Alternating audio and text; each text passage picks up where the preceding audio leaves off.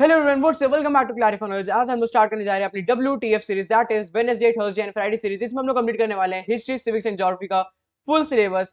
बिल्कुल कम कम लेंथ की वीडियोस में या फिर थोड़ी सी ज्यादा हो सकती है, लेकिन आराम से 20-25 मिनट में पूरा एक एक चैप्टर खत्म हो जाएगा। सो let's begin with the first video, जो कि होने वाली है first war of independence. And आज इसको स्टार्ट करते हैं। So basically, who is the educator? I am Harshit Singh. I am the co-founder in Clarify Knowledge. And आज basically, who is the educator? I am Harshit Singh, co-founder in Clarify Knowledge. And आज पूरी मौज मस्ती कर पढ़ने वाले ये chapter. Okay, and एक और अनाउंसमेंट, हमने एक नया चैनल ओपन करा है, that is nexus by clarify knowledge. इसमें मैं और प्रणय भैया मिलकर चैनल को होस्ट करने वाले हैं। Basically this channel is related to class 10 की टिप्स एंड स्ट्रैटेजी, जिसमें हिस्ट्री, सिविक, ज्योग्राफी की स्ट्रैटेजी आएंगी। तो इसका लिंक डिस्क्रिप्शन में मिल जाएगा, जरूर से सब्सक्राइब कर लेना। काफी ऑसम कंटेंट इस पे भी आने वाला है। So let's begin the chapter now. So देखो, ये जो पूरा चैप्टर है ना, तुम्हारी पूरी कॉजेज पे बेस्ड है। तो बेसिकली अगर तुम्हें कॉजेज को ऐसे दिमाग में रखने कौन कौन सी चार मेजर कॉजेज थी, तो तुम लोग इसको ऐसे याद कर सकते हो। प्रेम, PRE&M। बेसिकली पी से तुम्हारी होगी पॉलिटिकल कॉजेज, आर से तुम्हारी होगी रिलीजियस कॉजेज, ई से तुम्हारी होगी इकोनॉमिक कॉजेज एंड एम से तुम्हारी होगी मिलिट्री कॉजेज। ओके, सबसे पहले स्टार्ट करते हैं पॉलिसी ऑफ एक्सपेंशन से। देखो, प्लासी की बैटल के बाद ना, जो ब्रिटिश थी उसने इंडियन टेरिटरीज को रैपिडली एक्वायर करना स्टार्ट करा, ठीक है। और उन्होंने इंडियन टेरिटरीज को सबसे पहले वॉर से जीता, ठीक है। एंड उसके बाद उन्होंने इंप्लीमेंट करा डॉक्ट्रिन ऑफ लैप्स, ठीक है। तो यही थी policy of expansion. After the battle of Plassey, the British began to conquer Indian territories rapidly. They conquered Indian territories by fighting wars, by implementing the doctrine of lapse. तो basically doctrine of lapse क्या था? अगर कोई भी Indian राजा या रानी अपने एक सगे बेटे या बेटी की बिना मर जाते हैं, तो वो जो एम्पायर होगा वो डायरेक्टली ब्रिटिश रूल के अंदर चला जाएगा। तुम अडॉप्ट भी नहीं कर सकते हो किसी को। एंड इसके चक्कर में भी काफी लफड़े हुए थे। जो तुम्हारा झांसी, सटारा, नागपुर था, वो इसी डॉक्ट्रिन ऑफ लैप्स के बेसिस पे ब्रिटिश वालों ने एक्वायर कर लिया था। ओके, एंड एक और मेजर कॉज जो था, annexation of Awadh by lord Dalhousie on the pretext of alleged mismanagement. Subsidiary alliance introduce करी थी लॉर्ड रिचर्ड वेस्ली ने। इसमें ये हुआ था कि अगर मान के चलो 1 लाख इंडियन सोल्जर्स हैं, तो वो लोग क्या करते हैं, अपने ब्रिटिश सोल्जर्स को इंडियन आर्मी रखने को देते थे। मगर 1 लाख इंडियन सोल्जर्स में जो सब्सिडी जाती थी, उनकी जो पे जाती थी, उनका जो खर्चा आता था, वो 5,000 ब्रिटिश सोल्जर के बराबर था। तो इसके चक्कर में भी काफी लफड़ा हुआ था। एंड बहादुर शाह जफर, जो कि लास्ट मुगल एम्पायर थे, उनको डिसरिस्पेक्ट कर दिया गया था। उनको अपनी रेजिडेंस से भी हटा दिया गया था। एंड उनका जो नाम था वो भी कॉइन से हटा दिया गया था, ठीक है। और जो लॉर्ड कैनिंग थे, उन्होंने बहादुर शाह जफर को as a last Mughal ruler को डिक्लेयर कर दिया गया था। इस पॉइंट को भी अपने दिमाग में ध्यान रखना। ओके, एंड जो नाना साहिब थे, अडॉप्टेड सन ऑफ बाजी राव टू, वो भी पेंशन रिफ्यूज कर दी गई थी उनकी ब्रिटिश के द्वारा। Okay, now let's move forward.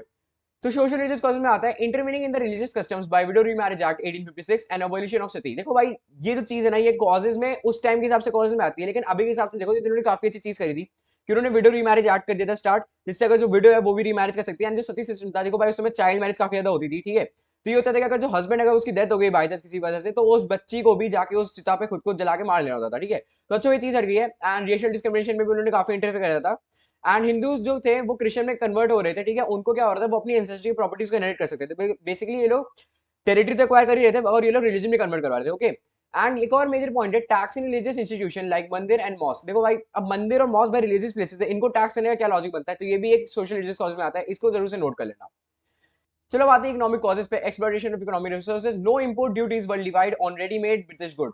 देखो, जो भी ब्रिटिश गुड आ रहे थे उन पे कोई भी इंपोर्ट ड्यूटी नहीं लिवाई हो रही थी। और देखो, heavy export duties were levied on Indian goods exported to Britain. भाई पहली बात तो तुम कम दाम में सामान खरीदो, फिर इसमें तुम हैवी एक्सपोर्ट ड्यूटीज लगाओ, भाई बंदा कमा क्या रहा है फिर, ठीक है।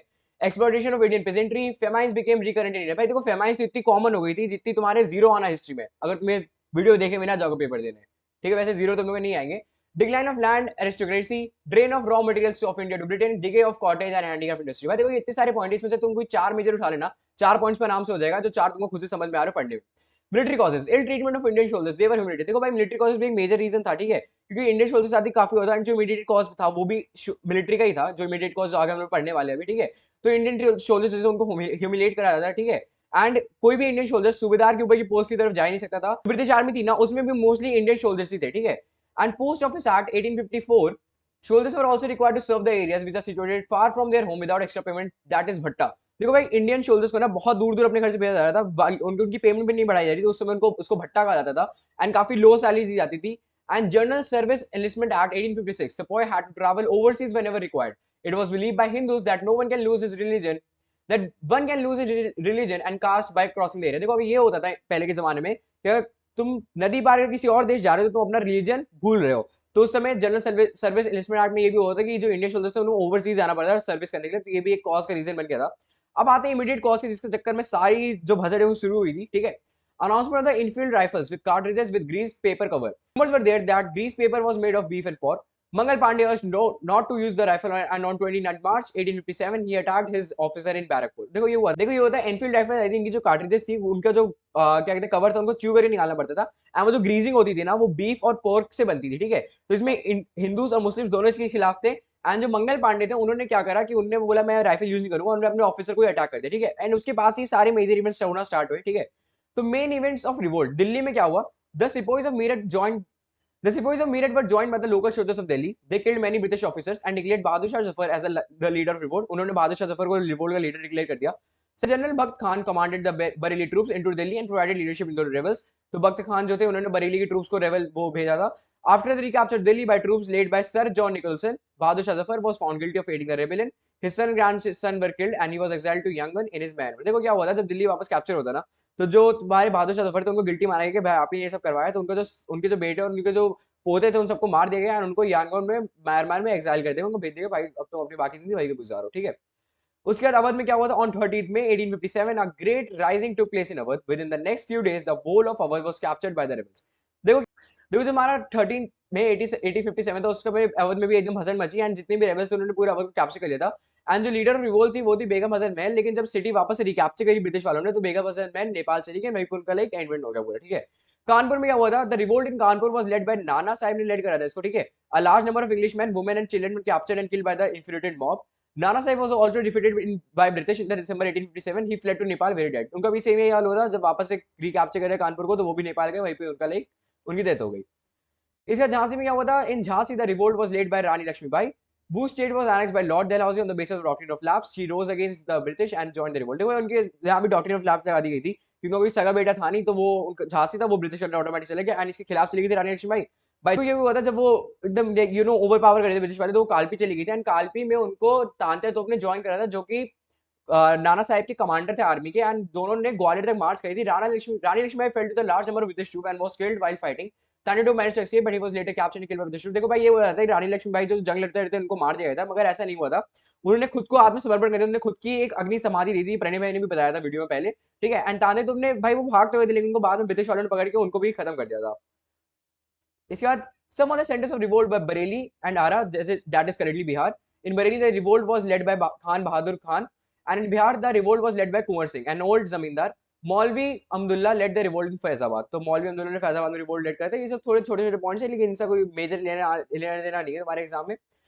कॉन्सिक्वेंसेज ऑफ द रिवोल्ट, जो रिवोल्ट हुआ उसके आखिर में कॉन्सिक्वेंसेज क्या निकले थे, क्या क्या इफेक्ट हुई, क्या क्या चीजें में बदलाव है। देखो the revolt of 1857 was brutally suppressed by the British. The revolt brought far reaching effects on Indian socio political life. These were, सबसे पहले क्या हुआ, कंपनी का जो रूल था वो एंड हो गया था। ये एक मेजर पॉइंट इसको नोट कर लेना। The power to govern India was transferred from the company to the British crown. जो इंडिया को गवर्न करने की पावर थी वो कंपनी से सीधे ब्रिटिश को दे दी गई थी। ईस्ट इंडिया कंपनी का रूल खत्म हो गया था। The board of directors and the board of control of India were abolished. जो बोर्ड ऑफ डायरेक्टर और कंट्रोल ऑफ इंडिया था उनको अबॉलिश किया गया था। And the office secretary of state of for India was created. He was took after the formula He was to look after the formulation of British policies in India. His salaries and allowances was to be paid from Indian revenues. देखो जो भी secretary higher होता है ना वो British की policy सारी India में देखता एंड जो भी उनके अलाउंसेस और वो सैलरी थी वो इंडिया के रेवेन्यू से जाने वाला था। भाई ये अलग ही चीज थी इनकी। The governor general in India now came to known as the viceroy of India. Lord Canning being the first viceroy of India. ये भी एक इंपॉर्टेंट पॉइंट है कि फर्स्ट वाइसरॉय ऑफ इंडिया कौन थे, वो थे Lord Canning. Proclamation of queen Victoria. भाई देखो प्रोक्लेमेशन ऑफ क्वीन विक्टोरिया होता था जब क्वीन विक्टोरिया ने प्रोक्लेम करा था तो उन्होंने क्या क्या चीजें प्रॉमिस करी थी। To follow our policy of non intervention in social and religious matter. भाई देखो उनको समझ गए थे भाई अगर रिलीजियस मैटर में इंटरफेयर करेंगे और सोशल मैटर्स में तो भाई बहुत दंगे होने वाले। एंड ये हुआ था कि to treat the European and Indian subjects equally. भाई देखो बोलते थे कि भाई हम यूरोपियन और इंडियन को इक्वली ट्रीट करेंगे, मगर ऐसा रियलिटी में कुछ हुआ नहीं था, ठीक है। To grant pardon to all Indians who had taken part in the revolt except those who were guilty of murdering the British citizen. देखो भाई जितने भी लोग बंदी बनाए गए थे ना जिन्होंने मर्डर करा था उनको छोड़ के बाकी सबको पार्डन ग्रांट करनी गई। To work for promoting Indian industries को, इंडियन इंडस्ट्रीज को प्रमोट करने के लिए वर्क करेंगे, ये सब उनके फेक वादे थे। End of Mughals and Peshwaship. एक हुआ था कि जब दो बहादुर शाह जफर थे वो उनको भी क्या कहते हैं जो उनके बेटे और ग्रैंडसन थे उनको मार दिया गया था, उनको एक्साइल करने भेज दिया गया था। और जो नाना साहिब थे वो नेपाल में फ्लड हो गए, वहाँ पे खत्म हो गए। तो जो मुगल्स और पेशवारशिप था वो दोनों ही एकदम मेजर इवेंट्स खत्म हो गए। तो इसके साथ हम तुम्हारे चैप्टर के एंड पे आ चुके। देखा 11-12 मिनट में पूरा चैप्टर एंड करते हैं। तुमने यहाँ तक वीडियो देखी पूरा चैप्टर एंड तक देखा है तो कमेंट जरूर लिखना #WTF। हम लोग आगे की सीरीज भी अभी थर्सडे फ्राइडे और अगले हफ्ते जब तक कि तुम्हारा सिलेबस नहीं कंप्लीट होता तो हम लोग तब तक लेके आते रहेंगे। आने का तुम लोग वीडियो पसंद आई होगी तो अभी अभी लाइक कर देना, चैनल को सब्सक्राइब करके जाना मत भूलना, नेक्स्ट को भी सब्सक्राइब कर लेना एंड जल्दी से कमेंट जाके लिख दो #WTF। हम लोग ऐसी और वीडियोस लाते रहेंगे। Till then hustle art CKOP, bye bye.